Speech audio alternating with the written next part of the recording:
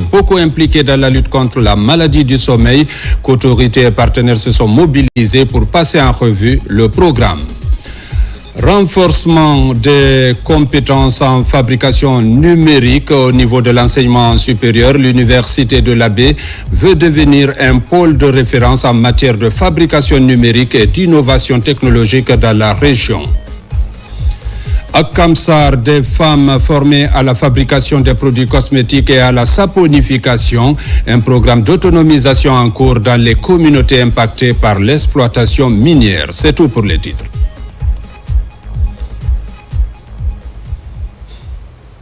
Une fois encore, bonsoir et merci de la fidélité à la télévision nationale. Réintégration de la Guinée au sein des instances communautaires. Le Premier ministre chef du gouvernement, Amadou Riba, a salué cette décision majeure. Il a par la même occasion réaffirmé l'engagement ferme des autorités guinéennes à respecter l'ensemble des mesures et engagements souscrits. Écoutons un extrait de son intervention au micro d'Ousmane Bangoura. C'est une grande joie et une immense satisfaction que nous ayons réussi à organiser le référendum et l'élection présidentielle sanctionnée par l'élection du président de la République, Mamadi Doumbouya. Il a été investi il y a moins de 10 jours et la communauté internationale est en train d'acter cela par des décisions qui permettent à la République de Guinée de récupérer sa place au niveau de l'Union africaine et au niveau de la CEDEAO.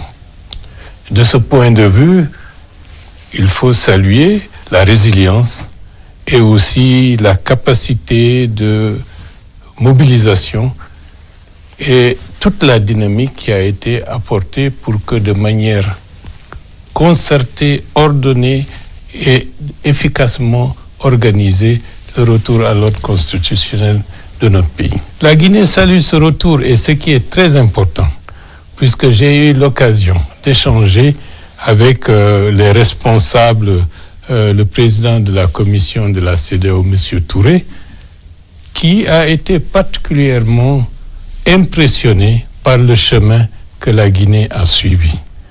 Et notre pays devient de plus en plus une référence d'une transition.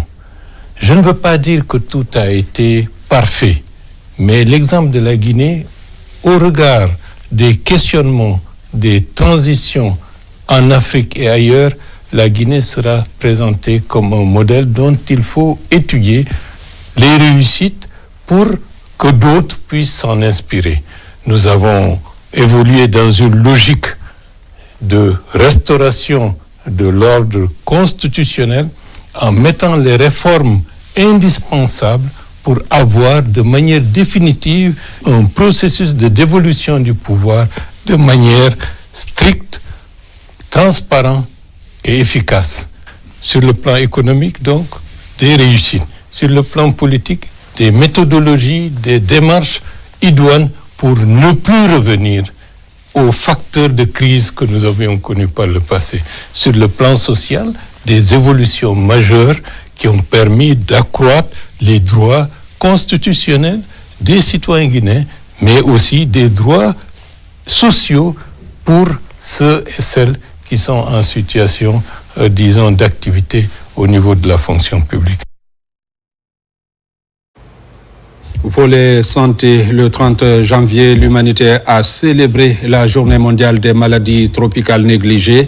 En Guinée, le programme national de lutte contre les MTN a délocalisé la célébration dans le district de Maniakoum. Ministère de la Santé et partenaires ont répondu massivement pour célébrer cette journée avec cette communauté qui s'est beaucoup impliquée dans la lutte contre la maladie du sommeil. Reportage Tcherno Maroufba. Le district de Maniakoum, au bord de la mangrove d'Andoubleka, c'est la localité à l'honneur de la célébration de la journée mondiale de lutte contre les maladies tropicales négligées. La célébration dans ce lieu historique de la transmission de la trépanosomiase humaine africaine ou maladie du sommeil a tout son sens. Cette année, la journée est célébrée sous le thème « Ensemble avec l'engagement des communautés, nous parviendrons à l'élimination durable des MTN ». La maladie n'est pas complètement fini. Il faut aller maintenant vers l'arrêt de la transmission. Il faut tacler la maladie à ce niveau pour booster hors de notre pays carrément la transmission de la maladie. La population de Magnaroun s'est mise à la disposition des scientifiques, des techniciens du ministère de la Santé pour faire des recherches sur la maladie du sommeil qui a abouti l'année dernière et qui a fait que les Nations Unies ont déclaré que la maladie du sommeil est complètement maîtrisée dans notre pays. Aux côtés du ministère de la Santé, plusieurs partenaires accompagnent la lutte contre ces maladies tropicales négligées.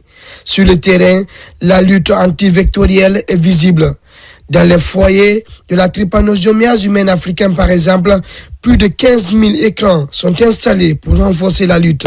Ce que vous avez fait ici, c'est une leçon pour le monde entier et c'est pour ça que mes collègues et moi, nous sommes très fiers d'être là ce matin parce que ça prouve que ça va être un travail collectif. En venant sur le site de pose des pièges, en venant sur le site où les malades étaient, où on a attrapé les vecteurs, nous voulons par cela rendre hommage à tous ces gens qui se sont engagés à mener cette lutte pour que ce résultat soit atteint. Cette célébration dans ce district a été aussi un moment de reconnaître l'engagement communautaire. Des distinctions ont été décernées pour encourager les acteurs communautaires dans la croisade contre ces maladies négligées en Guinée. Opération de vaccination également contre la rage du côté de Zérékoré sous la supervision de la direction préfectorale de l'agriculture et de l'élevage. Les agents vaccinateurs sillonnent les quartiers de la commune urbaine ainsi que les sous-préfectures pour administrer les doses de vaccins aux animaux de compagnie. L'objectif est d'éradiquer complètement cette pathologie d'ici 2030. Lancé Kamisoko. La traque vaccinale contre la rage s'intensifie dans la préfecture des Zérékoré, munie de kits nécessaires pour cette opération d'envergure enclenchée par le ministère de l'élevage. Les agents vaccinateurs parcourent les différentes sous-préfectures et les quartiers de la commune urbaine. L'objectif est clair, vacciner tous les animaux de compagnie afin d'éradiquer complètement cette pathologie d'ici 2030. La population doit accueillir nos agents vaccinateurs sur le terrain en facilitant la vaccination. L'objectif de cette vaccination est de protéger la population contre la rage et d'éliminer aussi complètement la rage d'ici 2030. Pour protéger l'homme contre la rage, il faut d'abord soigner l'animal. C'est le cœur du concept Une seule santé. En Zérékoré, cette approche se matérialise à travers le recul des morsures infectieuses dans la préfecture. Pour les 2 années passées, les morsures quand même s'intensifient, mais lorsqu'il s'agit de la déclaration d'une morsure infectieuse, nous n'avons pas encore rencontré. Donc on comprend qu'à travers la vaccination, ça permet encore de réduire les morsures infectieuses et nous remercions franchement le ministère. Cette campagne préventive s'inscrit dans la stratégie mondiale zéro cas de rage humaine d'ici 2030, d'où l'appui financier de la Banque mondiale à travers le projet régional de sécurité sanitaire pour l'Afrique de l'Ouest et du Centre. Restons toujours avec le ministère de l'élevage pour parler de la remise du matériel informatique et bureautique à ces 33 directions préfectorales. Cette action s'inscrit dans le cadre de la première composante du projet d'établissement des fondamentaux de la filière avicole en Guinée, FEFAG, qui vise à moderniser et pérenniser le secteur avicole dans le pays. Reportage Noumousso Diakité, Yaya Ansouman Silla. Le ministère de l'élevage renforce les capacités opérationnelles de ces 33 directions préfectorales. Elles viennent d'être dotées de 33 ordinateurs portables et vidéoprojecteurs dans le cadre du projet d'établissement des fondamentaux de la filière avicole en Guinée, PEFAG.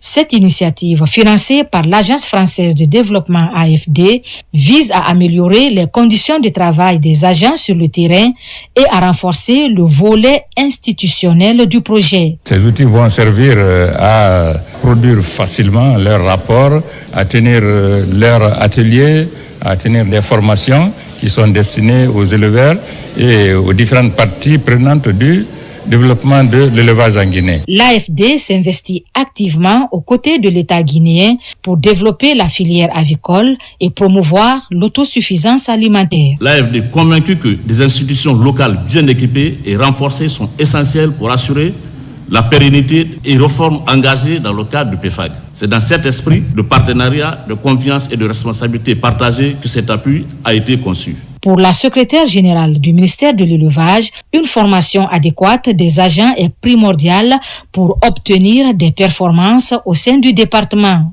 Elle appelle à une répartition équitable de ces outils de travail. Un ministère ayant des cadres compétents enregistrera des résultats aussi qui pourront satisfaire le peuple. Ce sont des outils qui vous permettront d'être aptes sur le terrain et que nous permettront au niveau national à prendre des décisions. J'instruis au directeur concerné de veiller à la clé de répartition comme prévu par le projet et le cabinet. Grâce à ces outils technologiques, les cadres des 33 directions préfectorales du ministère de l'Élevage comptent atteindre leurs objectifs et innover dans le secteur avicole. À Cancan, les unions préfectorales de la filière bétail-viande de 4 préfectures viennent de bénéficier d'un appui matériel du gouvernement. Il s'agit de 8 motos faucheuses pour mécaniser et accélérer la récolte fourragère et 8 presses à balles pour assurer une conservation optimale du foin pour le bétail. C'est la direction régionale de l'hydraulique de Cancan qui a servi de cadre à la remise. Reportage Elage Fodé Bangali Fofana. Ici, à la direction régionale de l'hydraulique de Cancan, des motos faucheuses pour mécaniser et faciliter la récolte fourragère pour les bétails et des presses à balles pour assurer une conservation optimale du foin pour le septel. C'est suite à un critère de sélection depuis l'élaboration du projet que ces 4 préfectures ont été identifiées sur les 10 préfectures riveraines du fleuve Niger. Ce sont des préfectures à potentiel élevé de production animale et aussi en tenant compte des vulnérabilités de ces préfectures avec la pression de dégradation de l'écosystème dans les bassins du fleuve Niger. Nous sommes les gardiens de ce grand fleuve en termes de préservation de tout cet écosystème du bassin des 9 États. Donc ce qui fait qu'on a un rôle stratégique à jouer et une lourde responsabilité en matière de préservation des ressources du bassin. Ces équipements sont destinés aux unions préfectorales de la filière bétail-viande des préfectures de Sigiri, Mandiana, Kouroussa et Dinguiraï. C'est un sentiment de joie pour nous aujourd'hui, l'obtention de ces équipements. Nous remercions vraiment les partenaires pour ce don. C'est pour lutter contre les conflits entre éleveurs et agriculteurs. Le président, nous avons vraiment su qu'il va aider les éleveurs. Nous sommes très contents. On les remercie très bien. Nous ferons tout pour qu'il n'y aura pas de problème entre éleveurs et agriculteurs de Dinguiraï. Grâce à cet appui financier stratégique de la Banque africaine de développement BAD, via le Fonds africain de développement, le gouvernement guinéen renforce aujourd'hui les capacités productives des communautés riveraines du fleuve Niger. Chers bénéficiaires, le succès de ce programme repose désormais entre vos mains. Je vous exhorte à faire un usage judicieux et responsable de ces équipements. Entretenez-les avec soin, car ils sont les instruments de votre prospérité et celle de vos communautés. La remise de ces équipements aux heureux bénéficiaires marque une étape cruciale dans leur lutte commune pour la sécurité alimentaire et la résilience face aux défis climatiques. Dans le cadre de la politique nationale d'industrialisation et la formalisation du secteur industriel, le ministère vient de lancer une vaste campagne nationale d'immatriculation des sites industriels, une initiative destinée à établir une cartographie précise du tissu industriel et à doter chaque site d'une identité administrative claire. Reportage Abdul Karim Kamara, Marwan Kamara. Des machines en pleine activité, des ouvriers à l'œuvre, mais pour beaucoup de ces unités industrielles sont parfois dans l'informel. Pour y remédier, le ministère de l'Industrie a entamé une tournée nationale d'identification et d'immatriculation des sites industriels. Le Grand Conakry est la première étape de cette campagne nationale d'immatriculation. Au cours du recensement général des unités industrielles, on s'est rendu compte que la plupart d'entre elles n'étaient pas conformes, n'avaient pas les documents administratifs. Et après la régularisation, toutes les entreprises conformes, toutes les unités industrielles auront leur plaque d'immatriculation. Cette opération d'identification des industries qui nous permettra aujourd'hui de déterminer quelles sont les industries qui sont en conformité ou pas en République de Guinée. Et cela va rassurer l'État, les consommateurs et aussi mettre en confiance tous les investisseurs qui vont venir en Guinée. Ce programme d'envergure du ministère de l'Industrie marque une étape importante vers la structuration et la dynamisation du secteur industriel national. C'est un grand honneur pour nous de recevoir le ministère de l'Industrie et des PME, surtout d'être la première à recevoir cette plaque. C'est un honneur, ça témoigne notre engagement, notre détermination à œuvrer pour l'industrialisation dans notre pays. On remercie le ministère de l'Industrie pour cette identification et tous les accompagnements qu'il nous fait pour que l'industrie marche bien en Guinée. Et d'ailleurs, ça marche très bien et on est content. L'opération s'inscrit dans la stratégie nationale d'industrialisation qui vise à disposer d'une cartographie fiable des unités de production et à améliorer la traçabilité des activités industrielles. La tournée d'immatriculation se poursuivra dans l'ensemble du territoire national. Je vous l'annonçais dans les titres, à l'Université de l'Abbé, une initiative stratégique pour le renforcement des compétences en fabrication numérique se concrétise à travers cette initiative portée par son administration générale. L'Université de l'Abbé affirme sa volonté de devenir un pôle de référence en matière de fabrication numérique et d'innovation technologique dans la région de la Moyenne-Guinée. Reportage ça, Martin Fancinadouno. Sur l'initiative de son administration générale, l'Université de l'Abbé tient une importante session de formation sur la conception et la fabrication assistée par ordinateur. Cette activité s'inscrit dans une dynamique de modernisation de l'enseignement supérieur et de promotion de l'innovation technologique au sein des universités publiques guinéennes.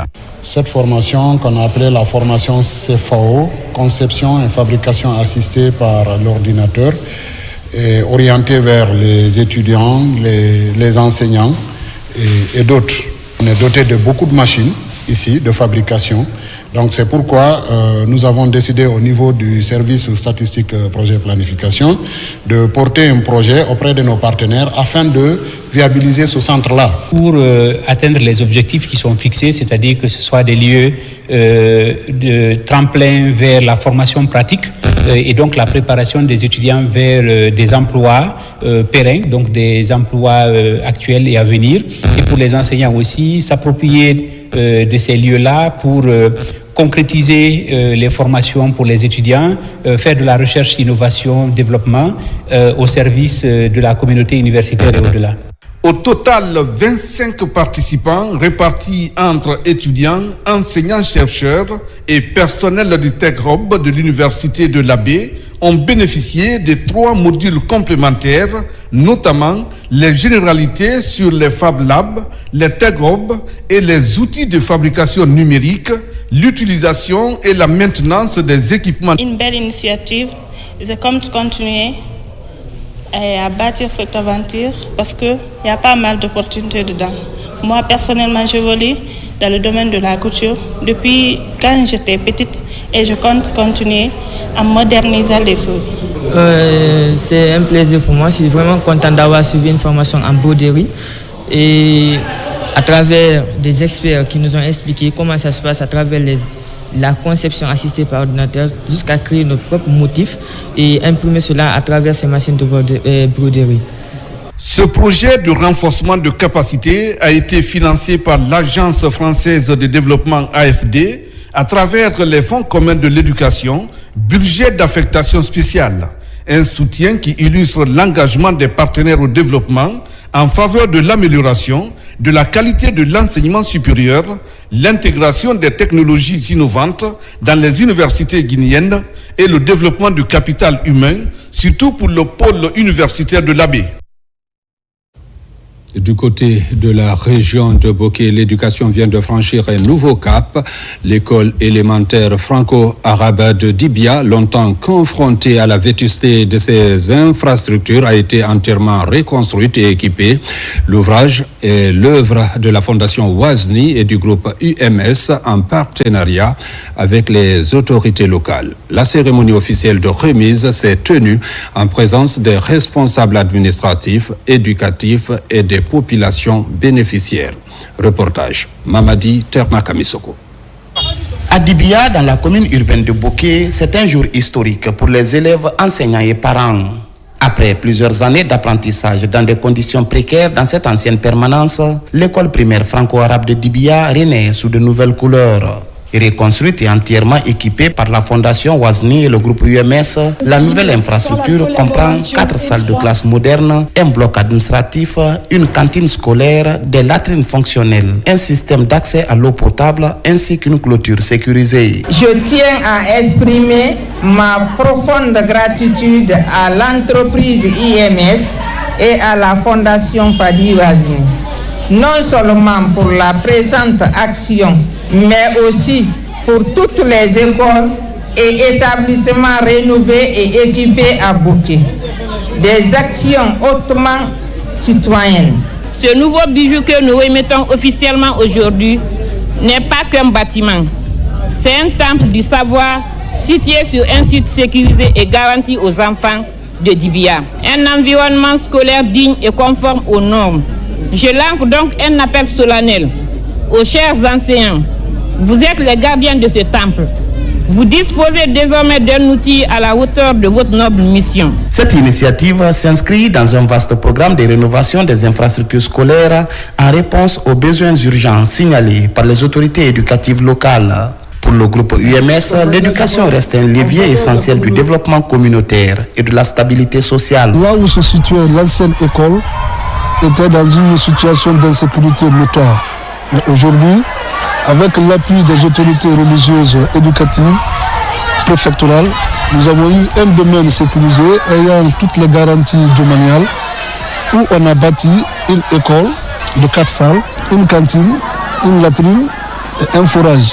Cette école franco-arabe ouvre ainsi ses services aux enfants de Dibia. La cérémonie de remise de l'infrastructure a pris fin par la lecture du Saint-Coran dans une parfaite harmonie et de convivialité. C'est parti ce samedi pour la 3e édition du concours national de dictée PGL. Paul Gérin-Lajoie, la 35e au niveau international. Cette phase communale et régionale regroupe toutes les régions administratives de la Guinée. Objectif, faire la promotion de la langue française, mais aussi améliorer le niveau en écriture. Explication, Abdul Aziz Baldé. Petit à petit, le concours de dictée PGL prend forme en Guinée et attire beaucoup d'élèves et parents d'élèves. Pour cette phase communale et régionale, plus de 200 000 élèves sont évalués en dictée à travers le pays. Le but de ce concours est de renforcer l'apprentissage en lecture et en écriture. Pour qu'un enfant puisse bien écrire, il faut qu'il parvienne à bien lire. Et il faut qu'il aime la lecture, qu'il remplace le téléphone par le livre, qu'il remplace la télé par le livre. Le concours de dictée PGL, Paul Gérin-Lajoie, est à sa 3e édition en Guinée. Cette évaluation concerne les élèves de la 5e et de la 6e année. Au choix des candidats, en passant par les correcteurs jusqu'à la proclamation des résultats, ici, rien n'échappe au porteur du projet pour une question de transparence. Et l'année dernière, la Guinée était championne internationale de la dictée et avec la 3e place. Donc cette année, on est autour de 215 000 élèves qui participent au niveau de toute la Guinée. Donc on ne peut être fier parce que c'est une activité qui réunit tous les acteurs de l'éducation et qui pousse chacun à se remettre en cause et à travailler et à pousser son élève à écrire très bien. Cette première étape vise à sélectionner 71 meilleurs élèves pour la phase nationale prévue le 15 février ici à Conakry. 2 élèves seront retenus pour le concours international prévu à Montréal au Canada au mois de mai prochain. Ici dans la commune de Matoto, c'est Aïcha Keita, 11 ans, qui est arrivée première avec 5 fautes. Je ne croyais vraiment pas que j'allais devenir première parce que c'était un vrai honneur. Non seulement pour moi, mais aussi pour ma maman aussi. même pour toute notre famille. Déjà aussi, d'être premier de la commune, c'est aussi un honneur pour l'école. C'est une initiative à encourager parce que ça permet aux enfants de faire la compétition. Ça pousse les enfants à la lecture personnelle, à la recherche personnelle. Ce projet de concours de dictée PGL est porté par l'Association guinéenne des écoles privées, une structure qui soutient le mérite et l'éducation de base à travers des concours scolaires. Autonomisation des femmes, partons à Kamsar où une vingtaine de femmes viennent de renforcer leurs capacités en fabrication de produits cosmétiques et à la saponification, une initiative de la société SD Mining qui vise à promouvoir l'indépendance économique féminine de ces femmes issues des localités impactées par les activités minières. Reportage Marwan Kamara. Pendant 6 jours, les femmes venues des différentes localités de la sous-préfecture de Kamsar ont appris, expérimenté et surtout acquis un nouveau savoir-faire. Ces femmes leaders issues des localités impactées par les activités de la société SD Mining ont pris part à une formation intensive en saponification ainsi qu'en fabrication de crèmes pour la peau et d'huile pour les cheveux. Je vais remercier les autorités et remercier SD Mining pour le soutien et surtout aussi les encourager à soutenir de plus ces femmes, à les aider à continuer. Initiée par la société SD Mining, cette formation a pour objectif d'offrir aux bénéficiaires des compétences pratiques leur permettant de développer des activités génératrices de revenus, ainsi renforcer leur autonomie financière. Ces femmes n'ont pas la chance de bénéficier des mêmes avantages que les hommes, c'est-à-dire à travailler sur les sites miniers, d'où cette idée à transformer ces femmes afin qu'elles puissent se prendre en charge, afin qu'elles puissent prendre les différents foyers en charge. Ils ont créé la formation à nos mamans, à nos sœurs.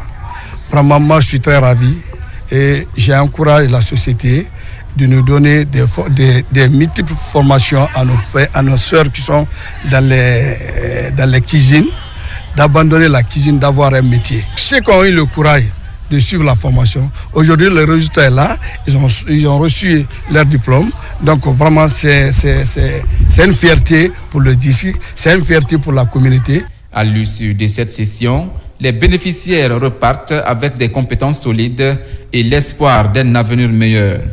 Une action concrète qui s'inscrit dans une dynamique durable de promotion de l'entrepreneuriat féminin. Lutte contre les produits chimiques et les déchets nuisibles à la santé humaine et environnementale. Les points focaux des conventions ratifiées par la Guinée unissent leurs forces pour endiguer le phénomène. Une synergie d'action pour la mise en œuvre du projet de lutte portant principalement sur des tests réglementaires est en cours. Ousmane Ba, explication. La Guinée est dans sa dynamique de lutte contre les produits chimiques et les déchets. Une démarche qui se concrétise par une synergie des acteurs impliqués dans la gestion des conventions de Bâle, Rotterdam, Stockholm, Minamata et du cadre mondial sur les produits chimiques et les déchets. Une politique qui entend minimiser les risques majeurs liés à la santé humaine et environnementale. Le diagnostic juridique institutionnel qui a été mené a révélé des défis de taille. Une absence de textes d'application spécifiques et une coordination sectorielle insuffisante. Des lacunes dans le contrôle et l'évaluation des produits chimiques, un déficit de participation des services déconcentrés dans le processus opérationnel. L'objectif donc de cet atelier est de soumettre ces avant-projets à votre expertise. La rencontre prévoit la soumission des avant-projets des textes d'application du Code de l'environnement aux parties prenantes. Des débats fructueux, des analyses fécondes pour des résultats probants. À la conférence des parties des différentes conventions, ça a été décidé à l'horizon, n'est-ce pas, 2030, d'amener les différentes autorités à travailler ensemble pour que la gestion soit en faveur de la protection de l'environnement et de la santé humaine. Parce qu'aujourd'hui, l'utilisation, n'est-ce pas, de produits chimiques intègre le développement industriel et économique. Une fois ce texte finalisé, la capacité technique des intervenants par secteur sera renforcée. Et puis nous nous attendons à la signature de ce texte pour passer effectivement au suivi de la mise en œuvre sur le territoire national. La description du projet révèle 4 composantes basées fondamentalement sur le renforcement de capacité des acteurs des différentes conventions ratifiées par la Guinée pour une action commune et efficace. Et puis la Fédération guinéenne des ferrailleurs a procédé ce matin à l'installation de ses membres dans les communes de Dubreka, Kagbeleng et Tombolia. Une installation de ces antennes nationales afin d'unifier les travailleurs du secteur confrontés à plusieurs défis. Reportage Bakari Bambakonde. La Fédération guinéenne des ferrailleurs des métaux usés, ferreux et non ferreux, a lancé l'installation de ses antennes communales de Dubreka, Kagbeleng et Tombolia. Cette initiative marque une étape importante dans l'organisation du secteur des ferrailleurs en Guinée, avec l'objectif de promouvoir des pratiques durables et de faciliter l'accès à des ressources pour les professionnels de la ferraille. C'est pour l'unification des acteurs de la filière par rapport à notre activité, parce qu'aujourd'hui, avec l'activité de la ferraille, nous créons de l'emploi, nous faisons beaucoup de trucs rentables à l'État, raison pour laquelle si le secteur est bien organisé et redynamisé, ça va être fructueux pour l'ensemble des peuples de Guinée. Ce projet s'inscrit dans une démarche plus large d'implantation d'antennes à Conakry et dans d'autres régions du pays. Composées de 11 membres chacune, les nouvelles équipes ont donc pour mission de défendre les intérêts des ferrailleurs et de promouvoir des pratiques durables dans le recyclage des métaux. C'est d'être ensemble, collaborer avec la Fédération guinéenne, parce que nous sommes là pour tout le monde, pas pour une seule personne.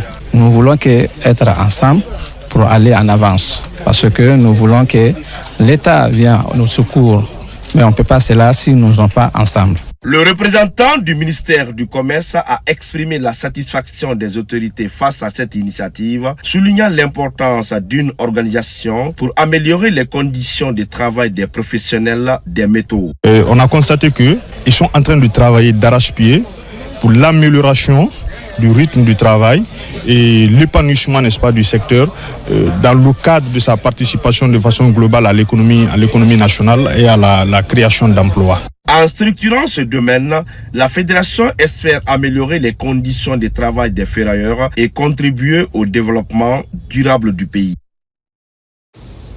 À Dubreka, une plantation de manguiers de plus de 10 hectares est ravagée par un incendie d'origine inconnue dans la sous-préfecture de Horira. Le propriétaire Mamoudou Sall, fonctionnaire à la retraite, pointe du doigt des individus mal intentionnés. Après le sinistre, les démarches se poursuivent auprès des autorités locales afin d'identifier les présumés responsables. Plus de détails avec Nabila Kamara. Âgé de 90 ans, Mamadou Sall, fonctionnaire à la retraite et handicapé des jambes, est l'une des victimes d'un incendie d'origine inconnue survenu dans sa plantation de mangue à Horira, dans la préfecture de Dubreka. Sur les lieux, le propriétaire pointe du doigt des individus mal intentionnés, soupçonnés d'être à l'origine du sinistre. Là, je me plains, la main-d'œuvre ne sent plus. Je continue à entretenir la plantation. Okay. Malheureusement, les gens mal intentionnés, mais j'essaie de me décourager. Il faut mettre une plainte contre X. J'ai déposé une plainte, une copie à la sous-préfecture, une à la commune et une à la gendarmerie. Composée de plusieurs variétés de manguiers, la plantation est partiellement ravagée par les flammes, touchant même des arbres en pleine production. Un coup dur pour ce nonagénaire qui entend désormais que la lumière soit faite sur cette affaire. Je suis venu, j'ai constaté le feu est à l'intérieur, tout ce qui est dans la chambre c'est calciné. Bon, ils disent que c'est le feu qui est rentré, mais je n'ai pas vu de traces du feu sur le mur, sur le toit. Je ne vois pas de traces par lesquelles le feu est passé pour calciner le contenu de la maison. Si on me montre que c'est celui-là, au moins je suis satisfait que les services auraient fait son travail. Mais si ça fait la 4e fois qu'on brûle la plantation. Toujours au mois de janvier, quand j'ai fini de nettoyer proprement. Malgré son handicap et son âge avancé, Mamadou Sall poursuit les démarches auprès des autorités locales afin que les responsables soient identifiés. Après des années de labeur, le rêve de se passionner de la terre est une nouvelle fois brisé par le feu. Déterminé, il envisage toutefois de repenser l'avenir de cet espace pour ne pas renoncer à son activité. Hier à Cancan, juste après la prière de vendredi, des chants et invocations divines ont résonné à la mosquée Noureddin Islam pour annoncer les couleurs du mois saint de Ramadan. Le rendez-vous religieux est organisé par l'association Noureddin Islam de l'érudit Elhadj Souleymane Sidibé. Un Ramadan bénéfique pour les fidèles et la paix dans le pays ont dominé le contenu des prières pour une Guinée qui bouge. Diamokaba. Chaque année, à l'approche du mois saint de Ramadan, la résidence de l'érudit Elhadj Souleymane Sidibé accueille du beau monde. À proximité, une maison de Dieu pour implorer le pardon divin ce vendredi saint. Président de Noureddin Islam, Elhadj Souleymane Sidibé valorise ce rituel basé sur des invocations.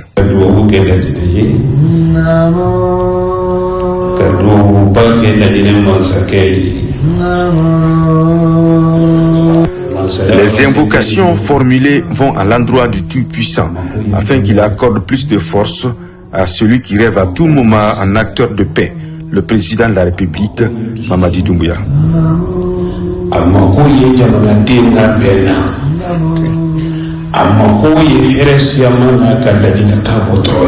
Très mobilisés ce vendredi, les fidèles récitent à l'unisson des versets coraniques et des cantiques religieux. Le rendez-vous a un double enjeu, la paix dans nos pays et un ramadan bénéfique pour les musulmans.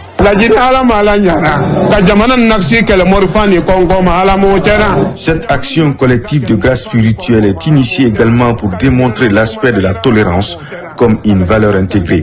Nos motivations s'inspirent de l'esprit patriotique du président de la République Mamadi Doumbouya, qui milite pour le renforcement du tissu social dans une Guinée unie et prospère. La mobilisation annonce les couleurs de la dernière étape des journées de bénédiction prévues ce lundi 2 février 2026 dans le district de Gansoumana, situé à une trentaine de kilomètres de Cancan. Là-bas également des prières pour la prospérité du pays et l'union sacrée de tous les Guinéens seront reformulées. Le pardon et le vivre ensemble, des engagements sans cesse soigneusement entretenus par l'érudit Elhadj Souleymane Sidibé pour renforcer la paix à travers tout le pays. Sport football avec le lancement du championnat national deuxième division. 53 équipes participent à la compétition organisée par la Ligue guinéenne de football amateur. Reportage Ibrahima Oulin Fofana. Au cœur de la ville de Kissikaba Keita, le stade préfectural Jean-Guibril Leno abrite le premier match de la première journée du championnat national de la division nationale 2. Ici, le Nyandan Football Club de Kissidougou à maillot blanc est opposé aux Lions indoptables de Youmou. Une rencontre qui a mobilisé autorités préfecturales et responsables de la Ligue. Le choix de notre préfecture Kissidougou pour abriter ce championnat est une marque de confiance et de considération envers notre préfecture, notre jeunesse et notre population. Il témoigne de l'importance que les autorités sportives nationales accordent à la promotion du football à l'intérieur du pays et à la valorisation des talents locaux. Les deux premiers de chaque poule montent en National 2. Troisième et quatrième vont jouer la National 3 la saison prochaine. La dernière équipe va descendre pour la Ligue régionale. À Kissidougou, ce premier match de la première journée a été emporté par le Nyandan Football Club qui s'est imposé sur le score de 2-0. Un football à la base qui devra être le socle de football national, une ambition du président de la Ligue guinéenne de football amateur. Cela représente une parfaite reprise du Nyandan Football Club qui réside à Conakry depuis un moment. Et on a mûri ensemble de retourner l'équipe juste pour distraire le grand public qui est derrière cette équipe. La première journée, ça 2-0, ça nous ravit à plus d'un titre. On peut se rattraper, mais on mérite mieux que ça. C'est la meilleure équipe qui a perdu ce soir. Voyez nos façons de jouer. Toi-même, tu vois. Si c'est le fond, l'utilisation du ballon, le jeu, c'est là. Démarré ce samedi, ici à Kissidougou, cette compétition devra se poursuivre jusqu'au 9 février pour le choix du meilleur de la région. Mesdames, Messieurs, c'est la fin de cette édition. Merci à vous qui nous suivez du côté de Pita, comme partout ailleurs dans le monde. Bonne suite de programmes sur la télévision nationale.